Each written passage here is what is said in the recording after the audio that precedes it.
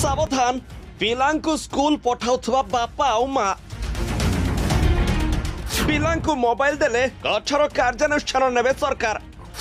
ओडिशा सरकार बड़ निष्पत्ति एबे मागणारे हेब नाम लेखा आ परीक्षा। घर को घर बुली पिलांको पाठ पढ़ा बुझिबे शिक्षक रुहंतु सतर्क। सावधान पिलांकु स्कूल पठाउथबा बापा आ माँ एथर पिलांकु पाठ पढ़ाइबा बदल मोबाइल देउथले सरकार कठोर कार्यानुष्ठान ग्रहण करने को जाउछंती। पिलामाने टिके अली अझट कले आजिर कली जुगर बापा माँ माने पिलांकु हातरे मोबाइल खंडिए धराई देउछंती। किंतु सही मोबाइल निशारे पड़ी पिलामाने पाठ पढ़िबा पई भूली जाउछंती। एमिति कि पिलामानकर भविष्यत अंधार होई जाउछि। तेणु पिलामाने आम राज्य ओडिशार भविष्यत होइथिबारु सेमानंको पाठ पढ़िबा पई सरकार बड़ धरणर पदक्षेप ग्रहण करिवे बोली जଣା पड़िछि। तेबे यह पूर्वरु राज्य रे शिक्षा हार बढ़ाइबा एवं समस्तंको पई शिक्षा सुनिश्चित करिबा लक्ष्य रे ओडिशा सरकार एक गुरुत्वपूर्ण पदक्षेप ग्रहण करिसंती। विद्यालय छाड़िथिबा एवं स्कूल जाउनथुवा 14 रु 18 वर्ष वयस्क पिलामानक पई नाम लेखा एवं परीक्षा फी छाड़ करबाकू सरकार निष्पत्ति नैछंती। जहा बापा माँ एक खुशी खबर।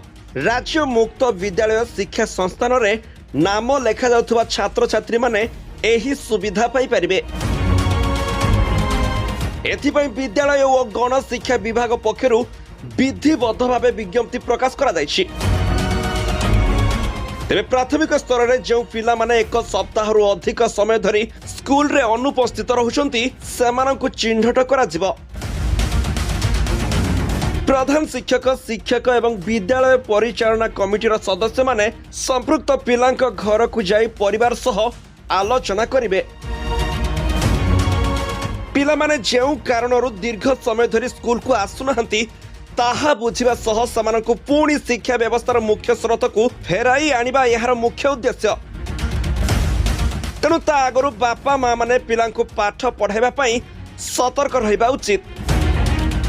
सीएजी रिपोर्ट अनुसार 2018 रु 2023 मध्य राज्य में द्वितीय रु 12 श्रेणी मध्य ड्रप आउट हार 3.12 शतकड़ा रु 7.26 शतकड़ा मध्य रही। गत 5 वर्ष मध्य प्राय 61,000 रु अधिक शिशु को पुणी थे विद्यालय को फेराई अणा जाई पारि नहीं। एही नूतन निष्पत्ति द्वारा अधारु पाठ छाड़िथिबा पिला माने उपकृत हेबे बोली आशा करा जाउछि। तेणु पिलांकु एबे पाठ पढ़ंतु आउ निज भविष्यत सुरक्षित रखंतु। Bureau report G7 Odia.